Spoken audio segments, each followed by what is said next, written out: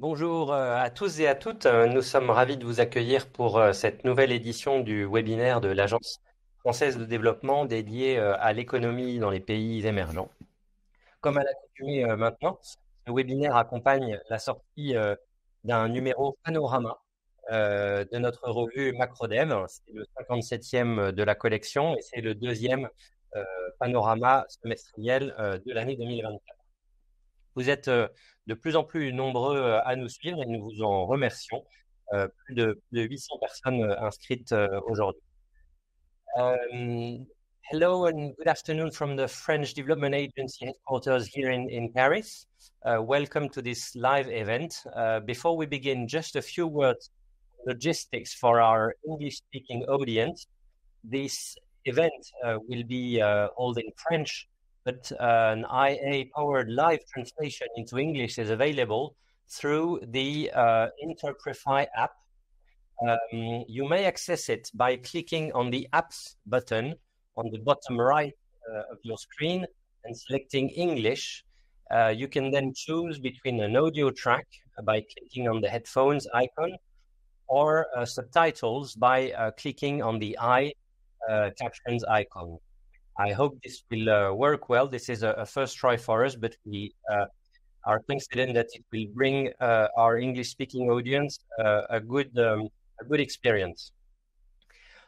Au menu de ce jour, on aura notre traditionnel point semestriel de conjoncture internationale qui creusera cette fois-ci plus particulièrement la question de la dynamique des investissements directs étrangers, les fameux IDE. On a vu le titre, le titre du numéro.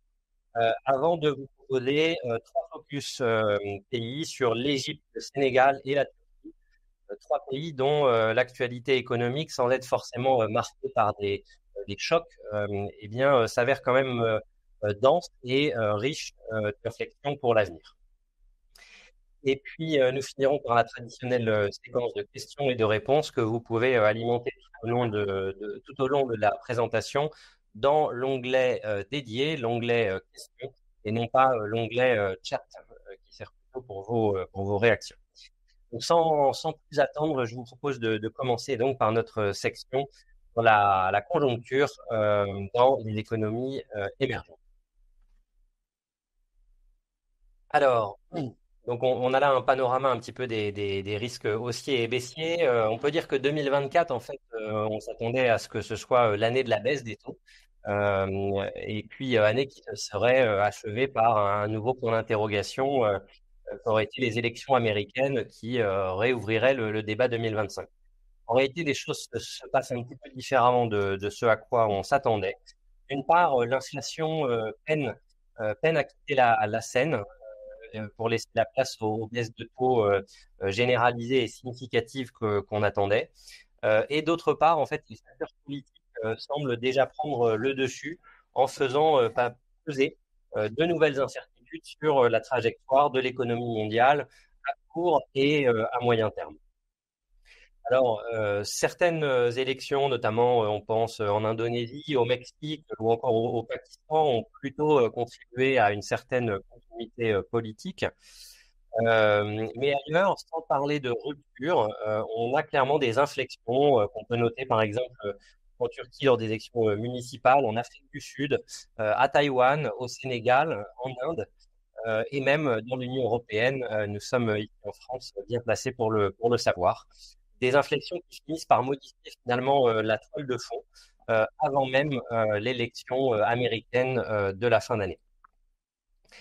Alors, si les grands émergents ne sont pas tous tenus d'attendre la Réserve fédérale américaine pour baisser les taux, et certains d'entre eux, notamment en Amérique latine, ont déjà pu engager une politique d'assouplissement monétaire, globalement quand même, on peut dire que le manque de visibilité à court terme sur la maîtrise de l'inflation et la baisse des taux engage finalement et nous incite à regarder plutôt les facteurs structurels et sur ce plan, on peut dire que beaucoup de ces facteurs structurels sont aujourd'hui de nature à infléchir la trajectoire et le modèle économique de croissance qu'on a connu depuis l'après-deuxième Guerre mondiale, et même plus particulièrement, on peut dire depuis la fin de la guerre. Parmi ces secteurs, j'en citerai quelques-uns. Le premier, c'est une tendance à l'endettement non soutenable ou en tout cas non transparent ou peu régulé. Récemment, un message d'alerte d'Elizabeth McCaul de la Banque centrale européenne qui soulignait que le secteur bancaire, le shadow banking, était probablement un des facteurs de risque majeurs, en tout cas pour l'Union européenne, avec 43 trilliards d'actifs. C'est un chiffre qui atteint les 200 trilliards dans l'ensemble du monde. C'est supérieur, dans le fond, aux actifs gérés par les institutions bancaires régulées. Donc, un endettement parfois non transparent, tant d'acteurs publics que d'acteurs privés, qui pourrait entraîner des chocs difficiles à absorber. Des chocs qui seraient d'autant plus marqués qu'aujourd'hui, en fait, les marges de manœuvre politiques et budgétaires seraient très contraintes par le contexte de resserrement quantitatif, le quantitative tightening, lequel ne sera a priori pas appelé à disparaître avec la baisse des taux. Et donc, même si on a une baisse des taux, on aura aussi un resserrement des bilans des banques centrales. Et ça, c'est un facteur de rigidification du système. Autre facteur structurel à l'œuvre, les matières premières, en particulier les cours du pétrole, qui pour le moment, et c'est une bonne nouvelle, semblent résister à une trop forte hausse. Enfin, elles semblent résister en tout cas aux tensions au Moyen-Orient ou concernant les céréales, résister aux tensions liées au conflit en Ukraine. Mais malgré tout, on a bien des risques haussiers qui vont en s'accroissant avec la prolongation ou l'extension des conflits. Conflits qui pourraient, s'ils duraient, affecter durablement les chaînes d'approvisionnement et certains marchés de matières premières. Donc on a parlé de la question de l'endettement, de la question des cours de matières premières. Oui, et pour finir sur ce sujet, effectivement, on a un premier risque là d'inflation volatile et structurellement plus élevé que par le passé, qui serait évidemment catalysé par l'intensification des catastrophes climatiques à laquelle on assiste ces derniers temps. Enfin, dernier gros facteur structurel, c'est la reconstitution de blocs rivaux. On en parle beaucoup. Reconstitution qui nuit à la fois aux flux commerciaux, aux flux financiers, aux flux de financement en général, aux flux migratoires. Et on sait que ces trois flux sont des éléments qui permettent la réduction des inégalités et une amélioration de la productivité et donc de la création de richesses à l'échelle mondiale. Voilà. Donc c'est ce dernier élément notamment qu'on a choisi de mettre en valeur dans ce nouveau panorama semestriel en regardant plus précisément la trajectoire des investissements directs étrangers, encore une fois les IDE, qui sont pour nous à la fois des signaux faibles, relativement réactifs, donc des signaux faibles et avancés de la reconfiguration géoéconomique, mais également des éléments fondamentaux de la soutenabilité de la croissance économique, soutenabilité des comptes externes et soutenabilité de la convergence économique des différents pays. Voilà pour cette introduction un petit peu générale. Peut-être un mot maintenant sur les régimes de croissance et les vitesses de croissance, notamment des différentes zones. Alors, comme on avait déjà pu l'anticiper lors du dernier Décodef de février, la croissance économique en 2023 s'était quand même avérée résiliente. 3,2 au niveau mondial et 4,3 même dans les économies émergentes. On reprendra les chiffres du FMI. Et donc, elle s'est quand même matérialisée au-dessus des attentes plus pessimistes qu'on avait fin 2022 et fin 2023. Néanmoins, au-delà de cette résilience, il faut avoir en tête que la croissance reste très disparate, avec dans les pays émergents l'Asie qui tient dans la sphère émergente la pole position que les États-Unis tiennent au sein des économies avancées. Donc une croissance disparate et une croissance quand même globalement faible si on la compare au niveau historique. À cet égard, le World Economic Outlook d'avril dernier projette une croissance de seulement, entre guillemets, 3,1% à l'horizon de la fin de la décennie, alors qu'on était plutôt légèrement en dessous des 4% sur la décennie précédente. Et avance même que potentiellement, en l'absence de réformes structurelles, la croissance mondiale franchirait probablement assez significativement à la baisse le seuil des 3%. 5%. Et c'est ce que montre notre graphique de droite. Alors, pour revenir sur quelques zones importantes, en 2024, et sous réserve d'un effet qui soit délétère du higher for longer, des taux plus élevés américains, la croissance mondiale devrait se maintenir à des niveaux globalement en ligne avec 2023. Donc là encore, une bonne résilience. Côté économie avancée, on aura quand même les États-Unis et l'UE qui maintiendront un écart significatif entre eux. On parle de 2,7% de croissance aux États-Unis contre moins de 1% en Europe. Et au sein des économies émergentes, là encore des situations contrastées. Sans trop rentrer dans le détail, un petit mot sur l'Asie qui devrait rester au-delà des 5% de croissance, tout en intégrant un probable ralentissement chinois, dont la croissance pourrait franchir à la baisse le seuil des 5% cette année. Et puis, à côté de ça, également un relatif ralentissement en Inde, mais enfin, on parle encore de taux de croissance qui sont de l'ordre de 6,8% pour ce pays.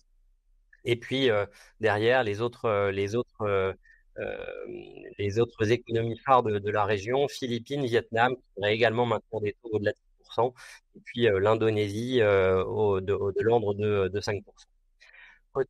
Côté Amérique latine, on aura là, au contraire, plutôt un niveau de croissance relativement faible pour une deuxième année consécutive.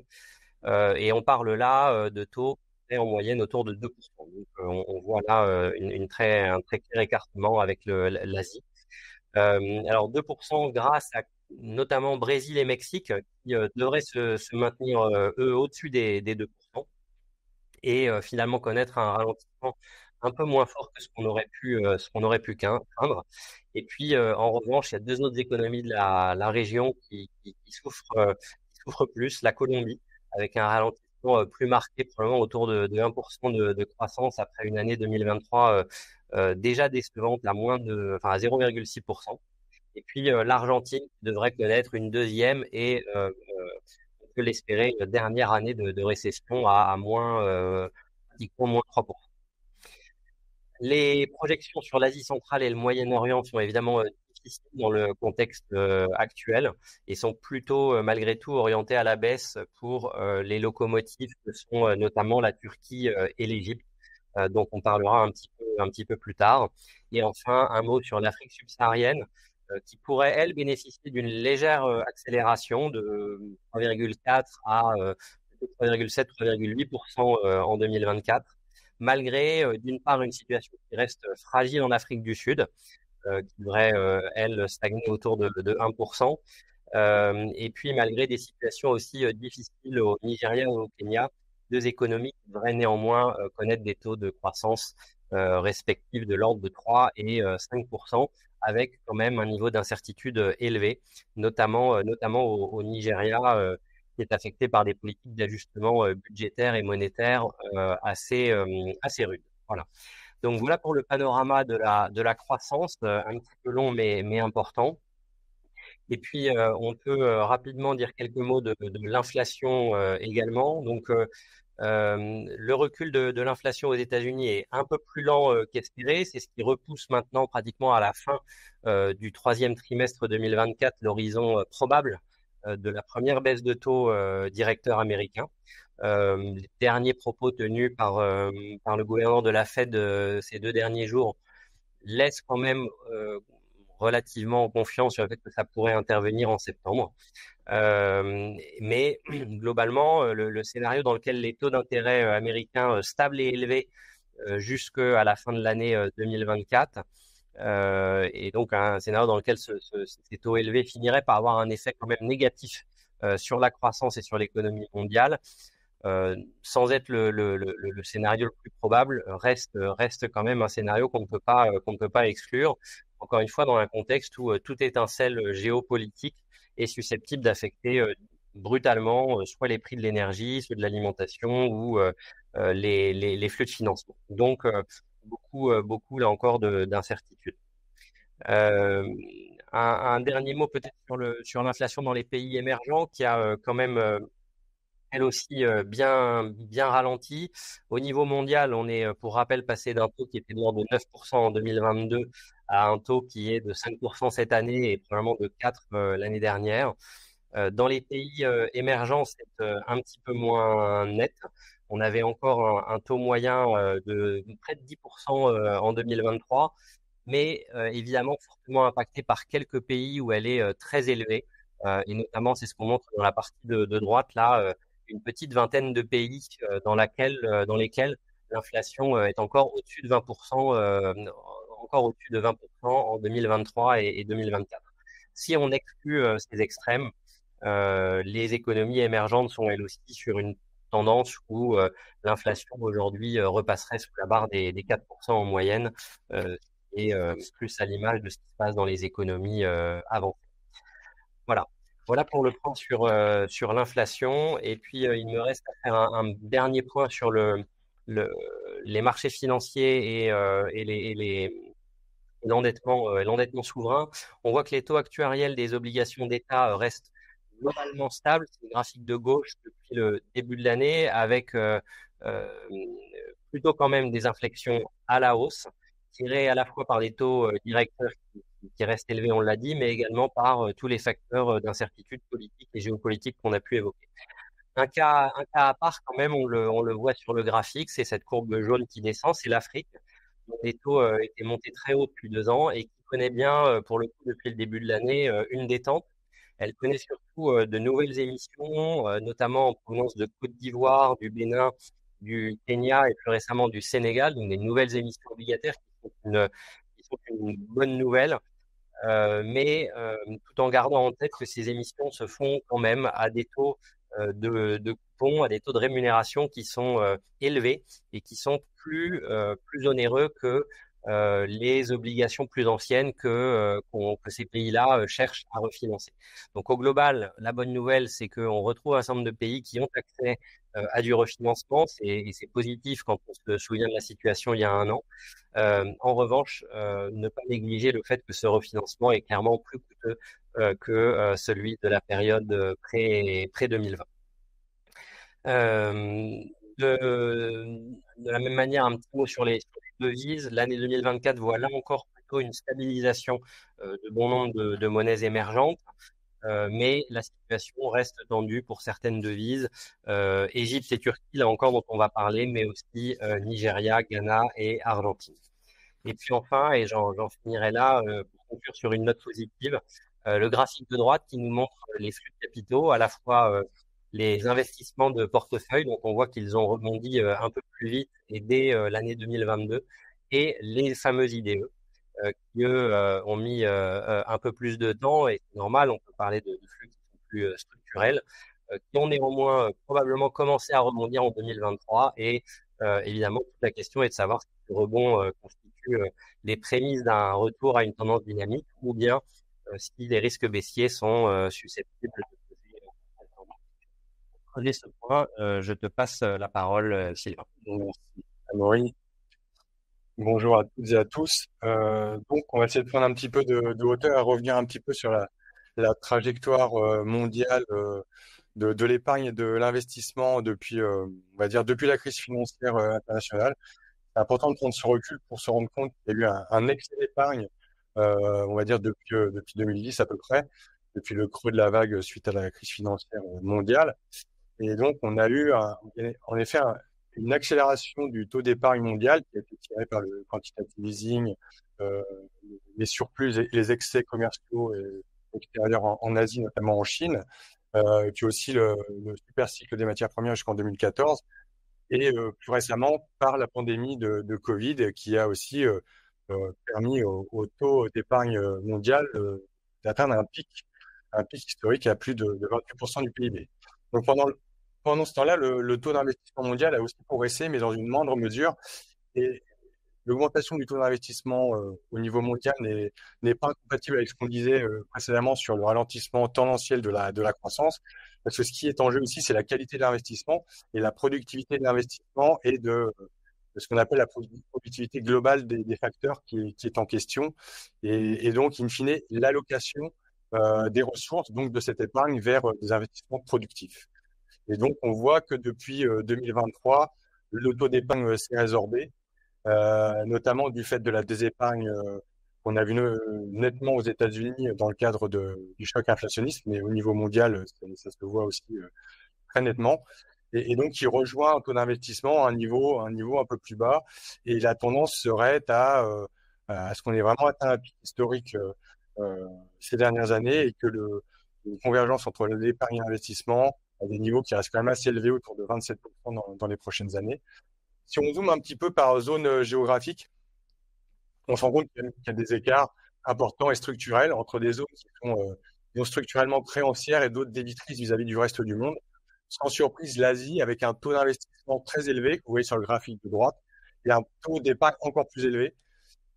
Même chose pour les pays développés, avec une petite différence entre zone euro, par exemple, et les États-Unis, où on sait que les États-Unis sont plutôt débiteurs vis-à-vis du reste du monde. Et avec le pouvoir exorbitant du dollar, on va dire que les actifs américains sont un peu au fil d'une demande captive au niveau mondial, donc c'est un ancien sujet. L'Afrique du Nord et le Moyen-Orient, sans surprise aussi, avec une zone plutôt en excédent du fait des pays du Golfe. Et, euh, et deux zones qui sont plus en difficulté structurellement, l'Amérique latine et l'Afrique subsaharienne, avec des taux d'investissement qui sont relativement faibles, même plus faibles que dans les pays développés, et des taux d'épargne encore plus faibles qui font que ces zones sont, on peut appeler, en position débitrice vis-à-vis du reste du monde. Euh, donc ce cadre, on va dire, très contraint est d'autant plus marqué pour les pays à faible revenu. Vous le voyez sur le graphique de gauche, où on a des taux d'investissement donc plus faibles dans les pays à faible revenu que dans les pays développés et dans la moyenne des pays émergents et en développement, avec avec une part des IDE qui est globalement très faible hein, au niveau mondial, mais qui n'est pas bien élevée et bien plus élevée dans les pays à faible revenu ou à revenu intermédiaire. Et donc, l'attractivité des IDE reste vraiment un objectif fort à double titre. D'abord pour son effet d'entraînement sur l'économie réelle, notamment en termes de création d'emplois, de transfert de technologie, de gains de productivité, de recettes à exportation et de recettes budgétaires, donc globalement de croissance et de bien-être pour la population. Euh, et vous voyez sur le graphique de droite, par contre, on a quand même une tendance plutôt favorable. Là, je vous ai juste mis les flux entrants d'IDE Greenfield, donc qui exclut tout ce qui est recettes, enfin, privatisation, prise de participation ou prêt intra-groupe, qui, les IDE dans leur ensemble ont plutôt une tendance négative en 2023 avec une baisse de 10% à l'échelle mondiale, mais les investissements Greenfield sont en progression de 5% l'année dernière, dans pratiquement toutes les zones géographiques, à l'exclusion de la Chine, un cas particulier. Je ne vais pas m'étendre sur le cas chinois, mais globalement, la tendance est plutôt positive, alors qu'on aurait pu craindre que dans un climat de tension géopolitique et de reconfiguration géoéconomique mondiale, on ait un repli des IDE. Ça a été le cas plutôt en 2020-2021, mais 2022-2023 ont plutôt été des années favorables. Après, il est difficile d'avoir le détail de l'origine par pays des IDE. C'est assez complexe.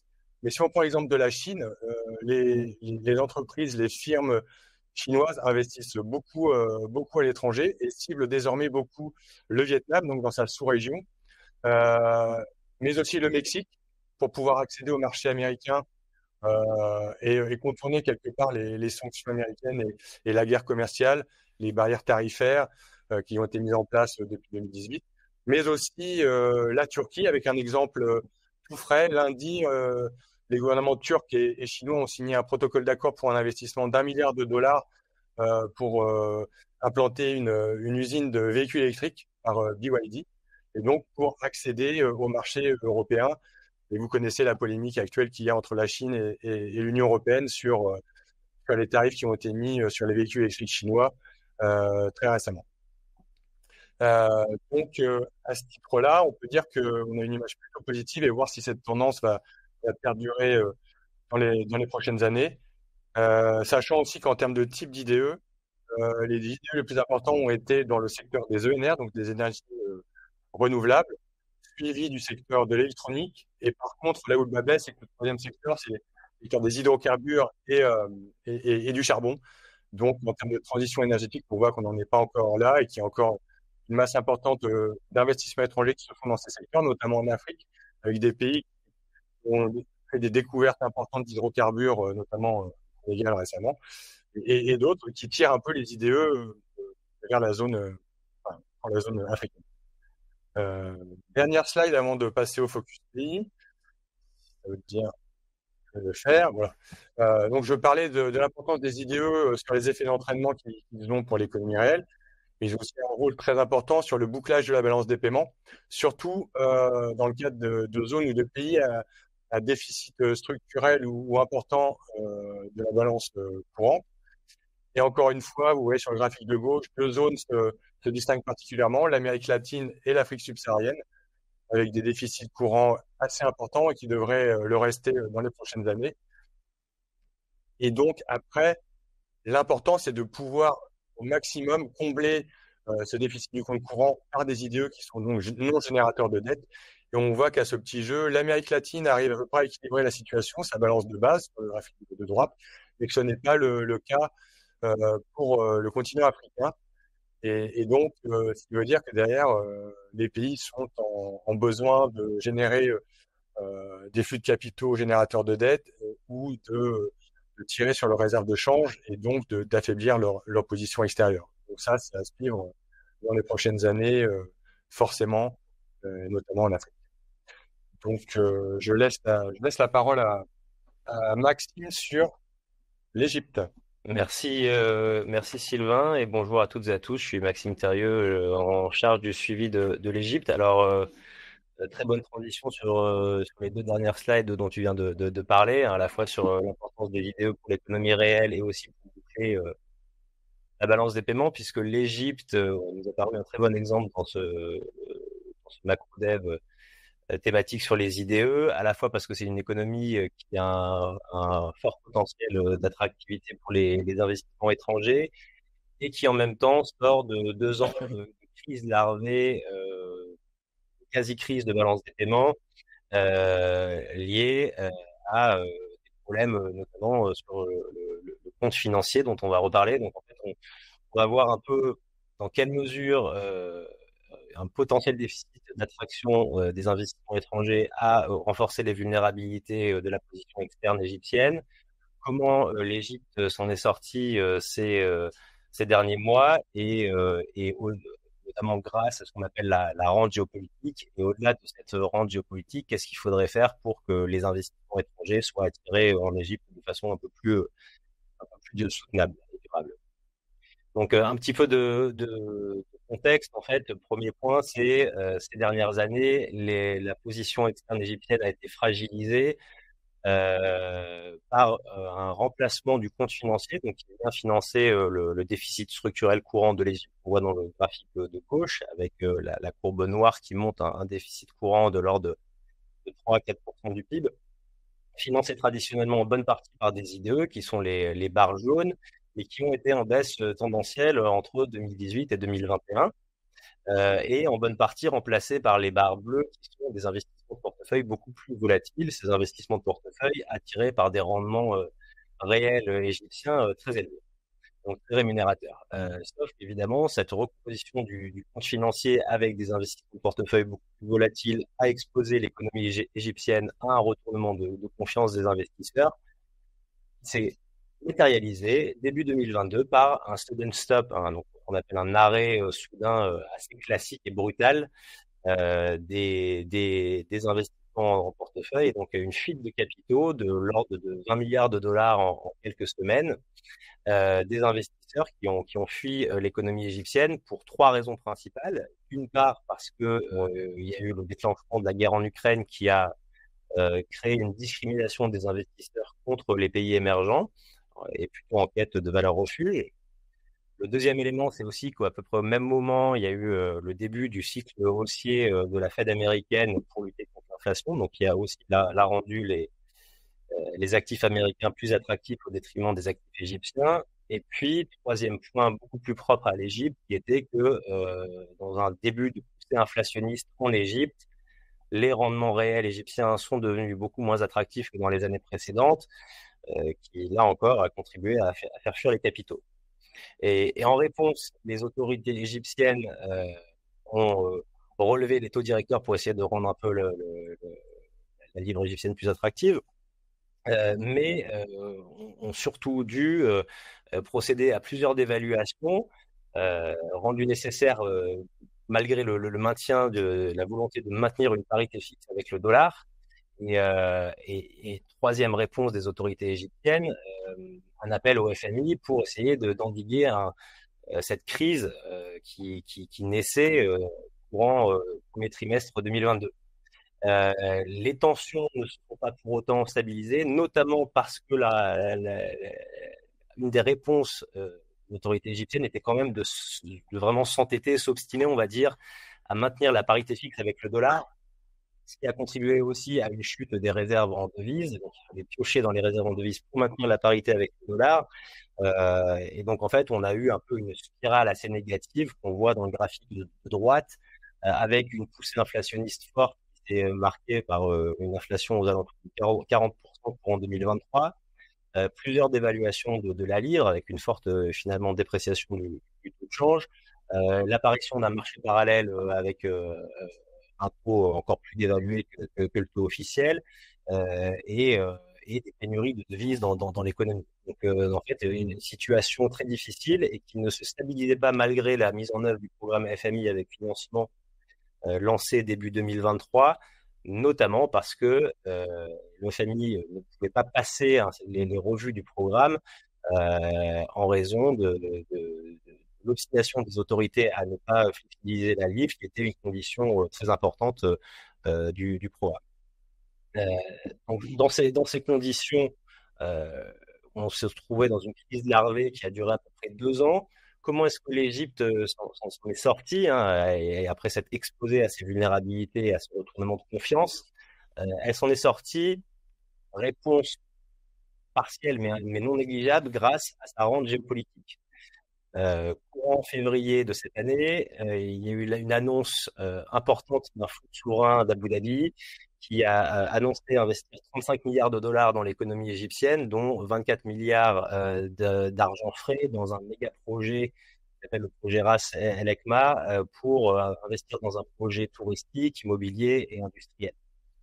Donc cette annonce, en fait, qui a permis de voir qu'il allait avoir une rentrée d'argent frais de devises substantielle dans l'économie, a eu un effet complètement inverse à ce qui s'est passé 2 ans avant, à savoir vraiment un cercle vertueux qui a permis de rassurer les autorités sur le fait que les réserves allaient remonter et donc de passer à une flexibilisation de la livre, ce qui a permis également d'unifier le taux de change, et qui a permis au FMI de finalement passer les premières revues du programme et de décaisser les premiers financements, tout en augmentant aussi les financements accordés par le fonds, et avec effet catalyseur à côté, puisque on a vu les bailleurs tels que la Banque mondiale et l'Union européenne aussi fournir de nouveaux financements.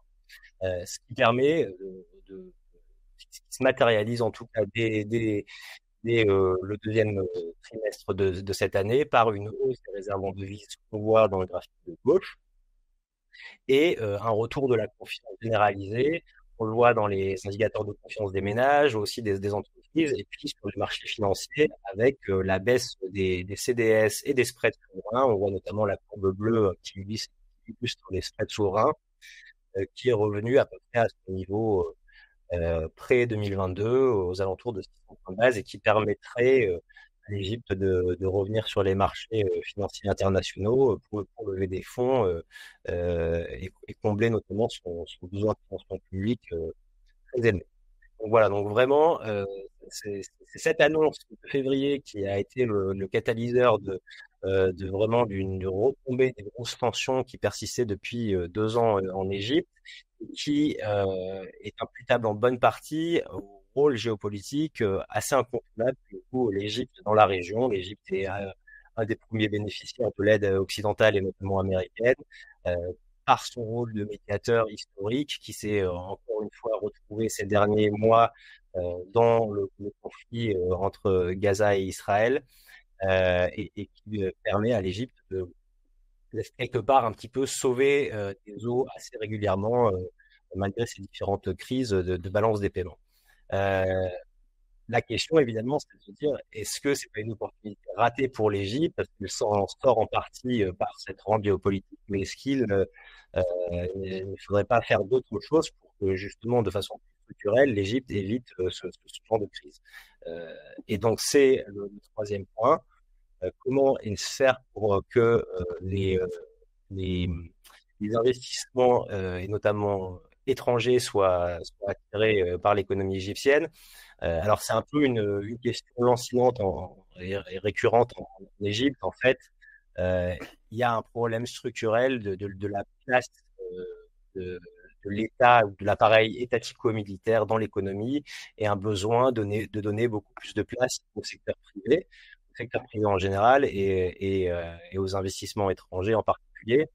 On voit que le taux d'investissement dans le graphique de gauche en Égypte est structurellement assez faible, hein, de l'ordre de 15% du PIB, c'est la courbe rouge, ce qui est un niveau bien inférieur au pays en développement, qui est la courbe jaune, on est à plus de 30% du PIB d'investissement, donc de formation brute de capital fixe. Mais si on regarde dans le détail, on verrait aussi que cette part d'investissement en Égypte est seulement d'un tiers privé.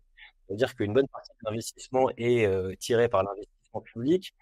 Et dans un contexte où les finances publiques égyptiennes sont très contraintes, on imagine que ça ne pourra pas durer. Donc il y a vraiment un besoin pour l'Égypte de renforcer à la fois l'investissement privé général, mais en particulier étranger. Euh, comment faire? Les réformes les recommandations sont connues de longue date, mais elles sont, semble-t-il, enfin en train d'être mises en œuvre à l'appui du programme FMI et notamment d'un grand programme de privatisation qui est en cours, euh, avec aussi des baisses de privilèges fiscaux et douaniers accordés aux entreprises publiques et militaires, une amélioration de l'administration et une amélioration des prérogatives de l'autorité de la concurrence, qui sont vraiment en train d'être mises en œuvre et dont on espère qu'elles porteront leurs fruits dans les mois et les années à venir pour que le secteur privé prenne vraiment le relais de l'économie. Euh, si on rentre dans le détail des secteurs qui pourraient faire de l'Égypte un hub intéressant, on voit évidemment que pour l'année en cours, qui vient de se terminer, l'année budgétaire 2023-2024, on va avoir une forte hausse des IDE sans surprise dans l'immobilier, puisque c'est lié au méga projet Ras Al Khaimah dont je viens de parler. Euh, mais il y a du potentiel qui se voit pas encore suffisamment dans l'historique, mais qu'on retrouve en tendance dans les enquêtes d'opinion sur notamment les énergies renouvelables, et Sylvain en a parlé de façon plus générale tout à l'heure, et puis sur les secteurs des technologies, de l'information et de la communication, qui pourraient là encore faire de l'Égypte un hub régional assez actif. Voilà, donc la question, c'est vraiment de savoir si enfin ces recommandations vont se mettre en place, puisqu'on sait que ce sont des nécessités connues de longue date qui permettraient à l'Égypte d'éviter les crises de balance relativement récurrentes, à savoir maintenant si tout cela va rester un vœu pieux ou devenir réalité. Je passe la parole à Benoît pour le focus Sénégal. Merci Maxime.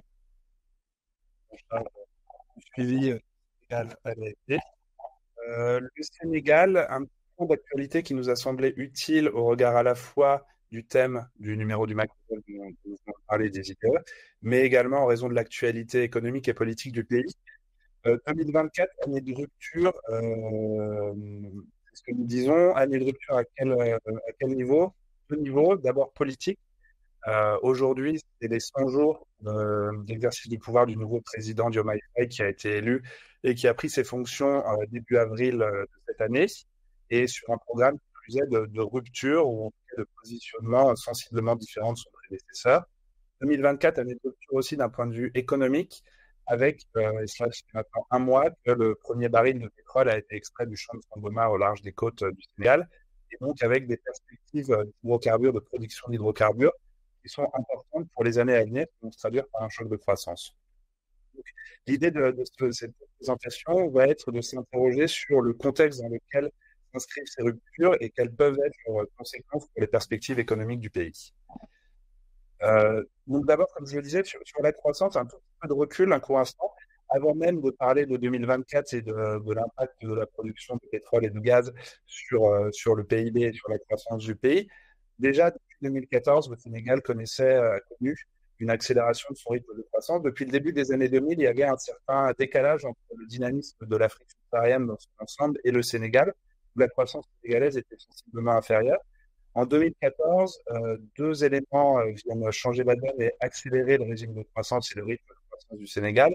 Le premier, c'est l'apaisement des tensions externes, des pressions externes qui s'exercent sur le Sénégal, notamment avec la baisse des cours des matières premières et la baisse des cours des hydrocarbures. Le Sénégal n'était pas encore producteur ni exportateur d'hydrocarbures à l'époque, ce qui a permis d'apaiser les tensions externes sur le pays.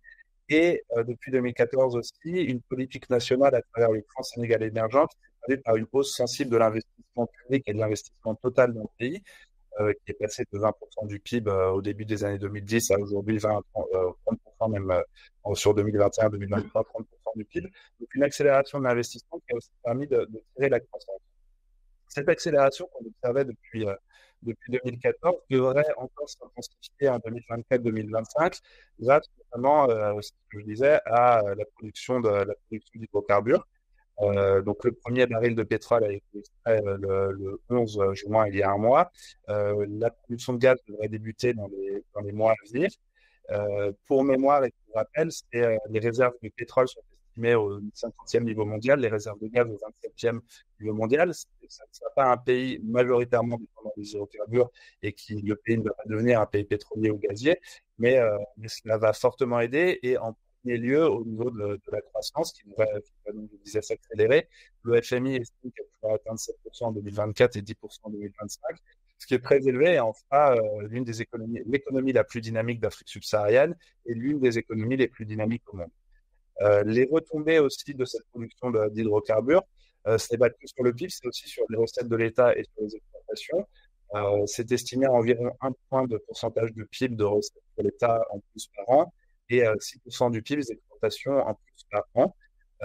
Donc ça va aider, ça sera utile, mais il ne faut pas non plus penser que le Sénégal va devenir, je le disais à l'instant, mais au regard aussi de ces chiffres, il ne faut pas penser que le Sénégal va devenir une économie vraiment pétrolière ou gazière, où la moitié ou les trois quarts des recettes de l'État proviendraient de l'extraction d'hydrocarbures.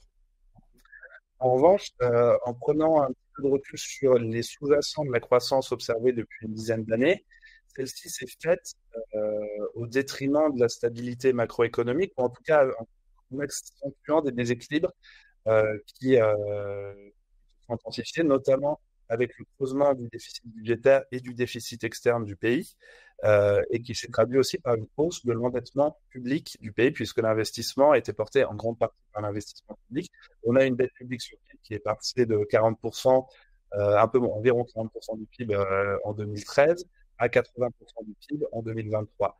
Donc, un doublement du ratio de dette sur PIB et des déséquilibres qui nécessitent des financements importants pour couvrir les déficits budgétaires et externes. Ces financements ont été apportés essentiellement par des acteurs externes à l'économie sénégalaise. D'abord, les bailleurs de fonds traditionnels. Le Sénégal est une économie qui bénéficie de niveaux élevés d'aide publique au développement traditionnellement. Ils sont presque au PIB 2 fois supérieurs au reste de l'Afrique subsaharienne, mais aussi les IDE, les investissements directs étrangers, en particulier depuis 2019 avec le développement des projets d'hydrocarbures dont nous venons de parler. Et enfin, une sollicitation des marchés internationaux, puisque depuis 2009, le Sénégal a émis environ 6 milliards de dollars sur les marchés internationaux. La dernière émission, il y a eu lieu, là aussi, il y a environ un mois, 750 millions de dollars qui ont été levés sur les marchés. Et donc, un intérêt à attirer des investisseurs étrangers aussi d'un point de vue financier.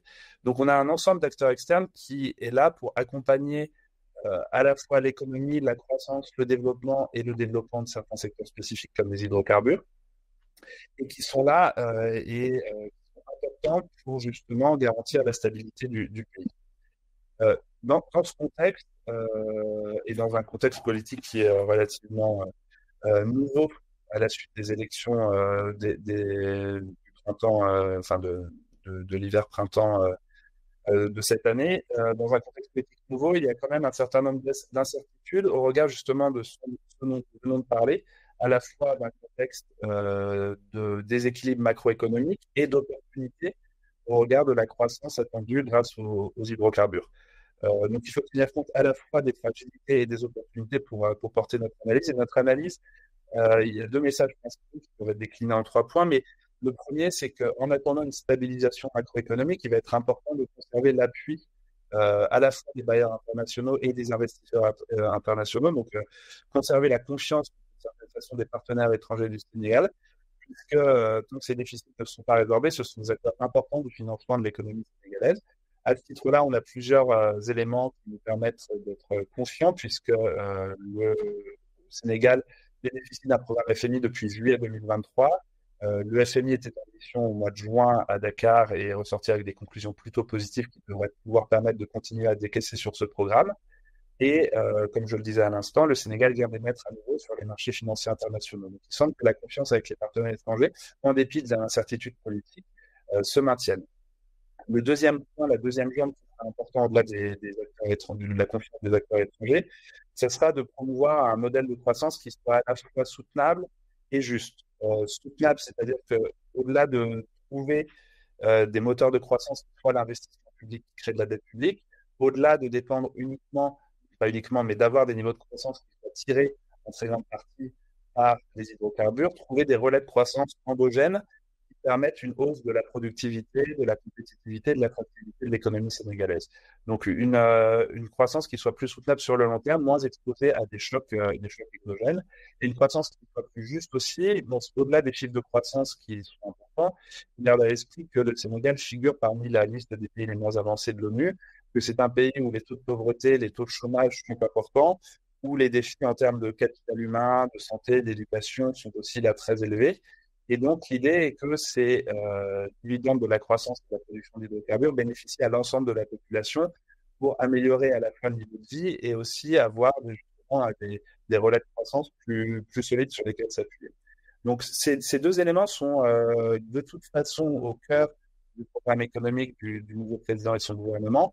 Donc, à ce titre, c'est plutôt rassurant. Les messages qui ont été envoyés par les autorités vis-à-vis des partenaires internationaux et vis-à-vis des acteurs économiques domestiques vont dans le bon sens par rapport à ces impératifs.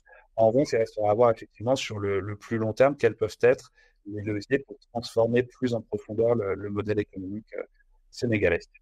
Je m'arrête là et je repasse la parole à Sylvain pour nous parler de la Turquie. Merci Benoît. Euh, donc, nous clôturons avec la Turquie. Nous avons titré Restaurer la confiance et l'attractivité.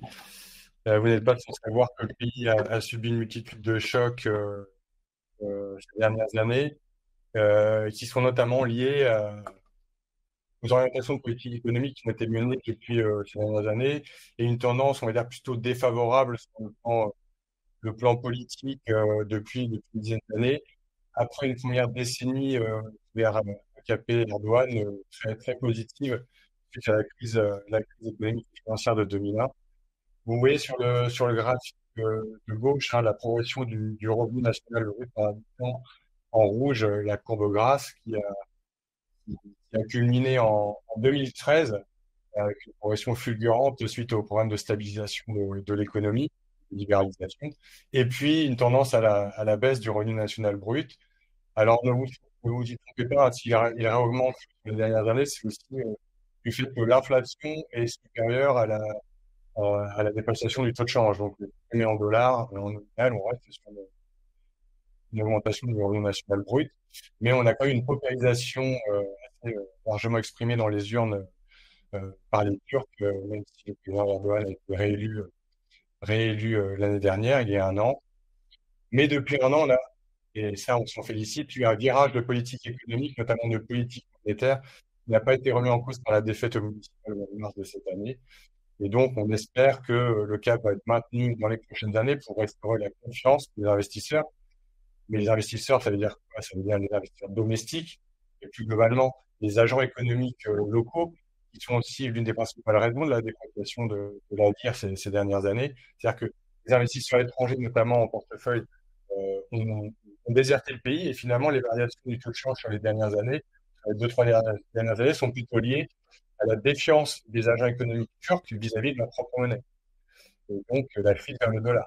C'est cette polarisation de l'économie qui est en train d'être réajustée et remise en ordre par la nouvelle équipe économique. Et vous voyez sur le graphique de droite que l'inflation reste très élevée, le taux de change continue de se déprécier fortement, on est à 40% sur un an, la courbe verte. L'inflation est encore à 70%, mais c'est un mal pour un bien.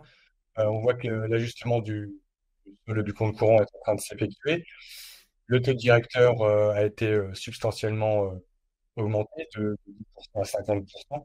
Et les investisseurs croient, on verra un peu plus après, croient en la restauration de la stabilité économique du pays. Euh, Sur la deuxième slide, euh, le premier étage de la fusée, ça a été de restaurer en tout cas la politique monétaire, plus crédible, plus orthodoxe.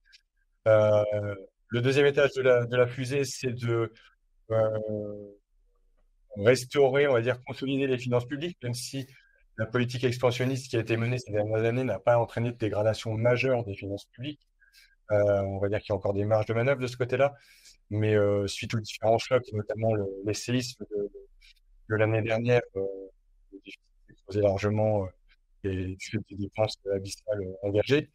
Euh, mais on voit que côté réforme et côté environnement des affaires, il y a vraiment des efforts importants à mener. Vous voyez sur le graphique de gauche la dégradation des indicateurs de gouvernance. C'est assez édifiant.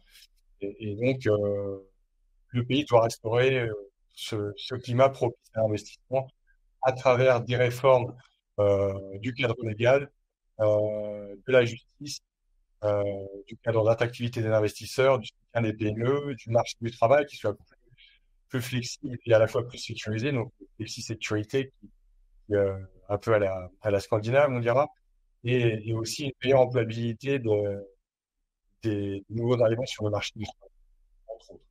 Donc, la fiscalité que j'ai oubliée. Parce que finalement, on se rend compte que la croissance potentielle du pays a largement diminué. En fait, la politique de la croissance à tout prix du gouvernement a fait qu'on a quand même maintenu une croissance assez importante jusqu'en 2022. Vous voyez, en graphique de droite, c'est 5,5% sur 20 ans, mais la croissance potentielle est autour de 3,2-3,5% pour les prochaines années, parce qu'on a érodé ce potentiel, notamment du fait de l'absence de réformes structurelles dans le pays. Et donc, effectivement, on doit restaurer la productivité, la compétitivité, elle est plutôt encore assurée, que ce soit du point de vue industriel ou de politique, à travers le taux de change plutôt favorable pour l'exportation. Mais il y a beaucoup à faire pour restaurer les comptes externes et générer une transformation structurelle et verte de l'économie. Euh, une dernière slide pour faire un focus sur notre thème des IDE du jour. Euh, L'attractivité des IDE, c'est fondamental pour un pays qui a une position géostratégique très enviable, notamment aux portes de l'Union européenne. Vous voyez sur le graphique de gauche que depuis 2018, les IDE n'ont vraiment pas été importants. Les flux d'IDE entrants ont été bien moindres que dans la plupart des autres régions des grands pays émergents. Euh, c'est vraiment un niveau qui est largement inférieur au potentiel du pays, compte tenu de son niveau d'industrialisation, de la qualité de sa main-d'œuvre et du fait qu'il a un accès aussi préférentiel au marché européen, euh, le tarif extrêmement commun. Euh, ce qu'on peut, ce qu'on peut voir sur le graphique de droite, c'est aussi les flux nets d'IDE, donc ceux qui permettent un peu d'ajuster la balance des paiements, sont aussi amputés largement du fait de l'extraversion des firmes turques, comme dans beaucoup d'autres pays émergents, où des firmes, on va dire, de taille critique se sont développées pour pouvoir aussi investir à l'étranger. Et on voit que, vous voyez, la courbe rouge montre que les IDE sont assez importants. Tout ça pour dire que, effectivement, les pays turcs sont bien positionnés a priori. On voit que les investissements de portefeuille sont nouveau positifs depuis un an, que les spreads sont par deux, au niveau désormais relativement faible, de 260 de base, que les agences de notation sont plutôt orientées à l'amélioration aussi, et que dans le cadre aussi des reconfigurations des géoéconomiques, des chaînes de valeur mondiale et de monitoring vis-à-vis de l'Union européenne, la Turquie peut essayer peut-être de tirer son épingle du jeu, et tout en disant aussi que le mécanisme d'ajustement carbone aux frontières est aussi un enjeu et un challenge important pour les entreprises turques qui doivent, il y a bien une transition verte et une digitalisation aussi très importante. Bon, je pense qu'on va passer aux questions-réponses. Merci à tous pour vos nombreuses questions. Alors, dans les 4 minutes qui nous restent, on va peut-être pas pouvoir tout traiter, mais on va essayer d'en traiter certaines. Et Benoît, à qui s'adressait peut-être plus spécialement les questions sur le Sénégal et les, les pressions ODD RSE européennes, va prendre ces deux questions-là. Et puis, j'essaierai derrière On peut étendre un peu de 10 minutes. de répondre aux suivantes avec évidemment 5 minutes de plus. Merci Amaury.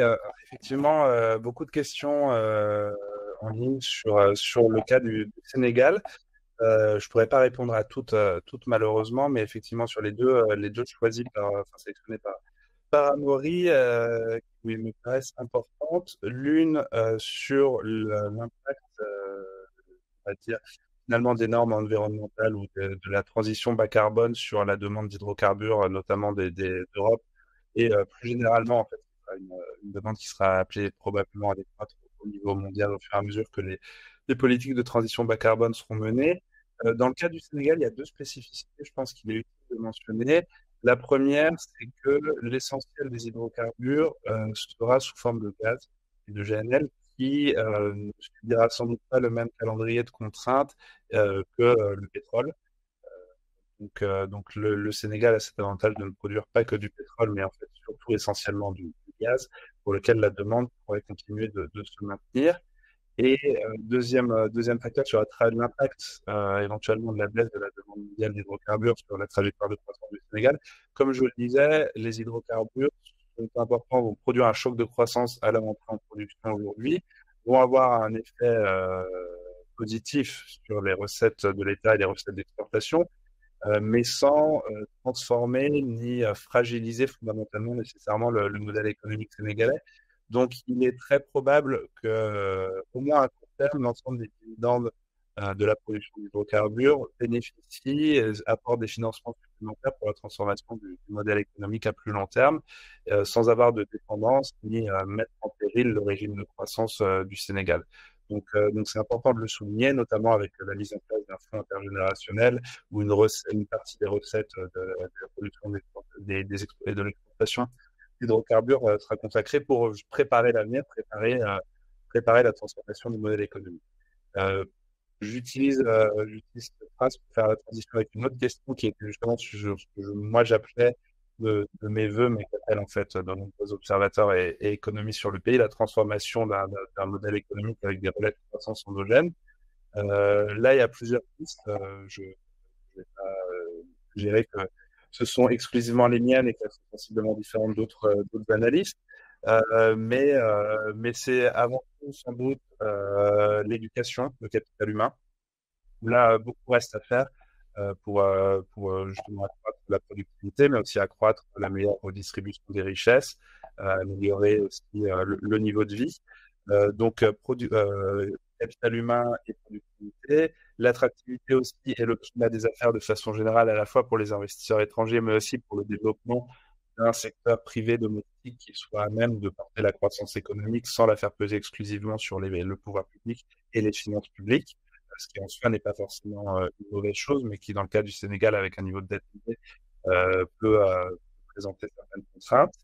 Et une amélioration de la productivité aussi avec des réformes secteur par secteur. Et ça figurait bien au programme du président nouvellement élu et de son gouvernement sur notamment l'agriculture, sur un secteur manufacturier, sur le développement d'une production locale, une fois que justement le climat des affaires le permet, une fois que le capital humain est aussi là pour soutenir. Donc voilà, c'est un peu cette trajectoire de transformation économique qui est envisagée par les autorités et qui est accompagné aussi par les bailleurs de fonds, par les entreprises étrangères et par évidemment les entreprises acteurs économiques sénégalais. C'est à la fois ambitieux, ça nécessite beaucoup de réformes, ça va prendre du temps, mais ça ne pourra pas se faire non plus à horizon d'1 ou 2 ans, mais c'est des pistes sur lesquelles je pense que les autorités travaillent. Merci Benoît. Alors, il est 15 heures, néanmoins, pour ceux qui peuvent rester, je vous propose de traiter quelques questions. Alors, il y en avait beaucoup dans le sujet. Merci pour votre dynamisme. Il y en a peut-être je dirais, 4 sur lesquels on peut tenter des premiers éléments de réponse. En plus d'une question posée très en amont sur les taux de croissance attendus au Gabon, Cameroun, bon, on peut malheureusement pas traiter tous les pays, mais regardez là, sur le Cameroun, de 2024 devrait être plutôt une année avec une croissance stable, voire légèrement en croissance, peut-être de 4 à 4,3% en 2024. Et sur le Gabon, la situation est plus difficile à décrypter, mais là encore, on a eu des années de croissance assez faible par le passé et probablement qu'on pourrait s'orienter en 2024 vers une croissance de l'ordre de 2,5 à 3%, donc plutôt en légère croissance. Voilà, mais tout ça est bien évidemment à prendre avec des pincettes. Sur les questions plus générales, je vous propose de commencer par traiter celle sur pourquoi autant parler de croissance. La croissance ne résume pas tout et la croissance n'est pas forcément constatée par la population dans son bien-être et dans son niveau de vie. Donc c'est vrai que c'est une question importante. On le sait maintenant, le PIB ne réduit pas, n'explique pas à lui seul le niveau de développement et de bien-être d'un pays. En revanche, pourquoi est-ce que nous, économistes, on est quand même tenu de le regarder? C'est que c'est un facteur qui est quand même révélateur des marges de manœuvre dont un pays va disposer, notamment parce que la croissance économique, c'est elle qui permet, en cas de croissance démographique, également de maintenir un niveau de richesse constant ou en croissance à la population. Un pays dont la démographie croît, c'est un pays qui doit également croître économiquement. Sinon, la population s'appauvrit. La croissance est également importante en matière de marge de manœuvre budgétaire, parce qu'un État qui doit financer des services publics, il a besoin de recettes publiques plus importantes et donc d'une activité qui peut fiscaliser. Donc, malgré tout, la génération de PIB, c'est un levier qui restera important dans l'analyse des trajectoires de développement, même si on est d'accord.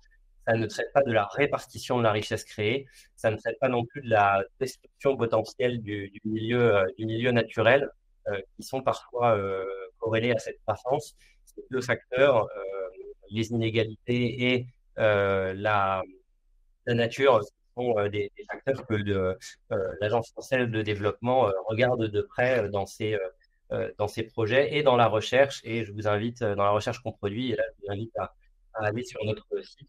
On publie énormément sur ces deux sujets que sont l'inégalité et maintien de la nature. La deuxième question qu'on peut peut-être évoquer, c'est celle de comment stimuler l'épargne. On a évoqué le sujet de l'épargne à de nombreuses reprises dans cette présentation. Alors, c'est un vaste sujet. Je pense que si on savait comment stimuler l'épargne, ça s'appelle la martingale à beaucoup de nos problèmes. Euh, et en gros, on peut distinguer 3 étapes. La première, c'est que pour stimuler l'épargne, il faut que l'économie soit le plus formalisée possible, et en particulier que le marché du travail soit formalisé. La réglementation du travail et la formalisation des relations du travail est capitale dans la génération d'une épargne. D'abord parce que voilà, un salaire, un salaire formel et déclaré, c'est un salaire qui va plus naturellement se diriger vers un compte bancaire et donc être collecté par des institutions financières. Mais également parce que un salaire formel, c'est un salaire qui va pouvoir être assujetti à des cotisations sociales et donc des fonds d'assurance.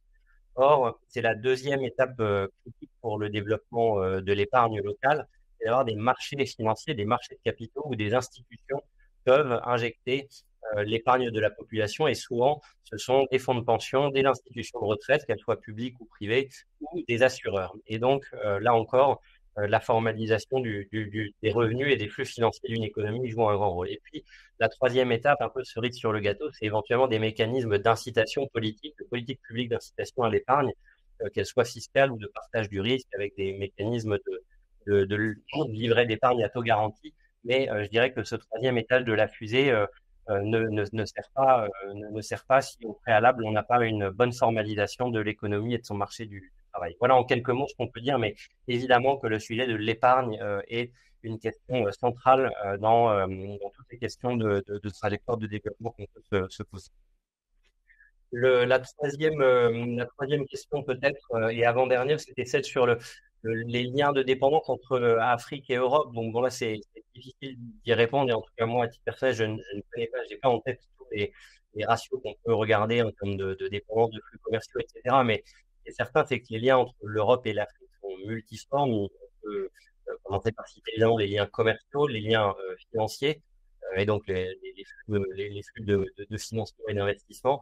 Et puis également, on le sait, un gros poids des transferts de la diaspora africaine vivant en Europe. Donc, c'est trois facteurs par lesquels il y a des interactions et des interdépendances entre l'Afrique et l'Europe. Néanmoins, on le sait aussi, l'Afrique est aussi une économie aujourd'hui très corrélée à l'économie chinoise. Et voilà, pour illustrer le fait que l'économie africaine ne dépend pas que de l'économie européenne et n'interagit pas qu'avec elle. Et je crois que vous retrouverez sur le web une étude du FMI qui date de début 2023 qui montrait la corrélation estimée entre la croissance chinoise et la croissance africaine. De mémoire, je cite de mémoire, donc le chiffre n'est peut-être pas bon, mais il est facile à retrouver sur les études FMI. C'est un point de croissance chinoise génère de l'ordre de 0,25% de croissance sur le continent africain. J'ai pas l'équivalent pour l'Europe malheureusement, mais on peut imaginer qu'on ait une corrélation un petit peu similaire. Voilà. Et puis la dernière question qui revenait pas mal, donc c'est sur l'impact de la sortie ou non de certains pays de la CEDEAO, de la zone Sahel qui sortirait de la CEDEAO. Simplement pour dire quand même un élément qui tempère les conséquences et les risques, c'est que l'UMOA perdure, en particulier, je crois que la question portait sur les conséquences pour le Sénégal. L'UMOA perdure et est aussi une zone de libre-échange et plus encore au sein des pays de la zone. Et donc un pays comme le Sénégal, qui reste à la fois ancré dans la CEDEAO et dans l'UMOA, on peut imaginer que l'impact pour un pays comme le Sénégal ne sera pas si important que ça, y compris dans ses relations avec les trois pays de l'Alliance sahélienne. Voilà, beaucoup de raccourcis certainement dans ces éléments de réponse, mais pour essayer de donner quelques éléments au mieux. Encore une fois, un grand merci à vous tous qui vous êtes connectés. On vous donne rendez-vous dans 6 mois à peu près, début 2025, pour le panorama semestriel des débuts d'année.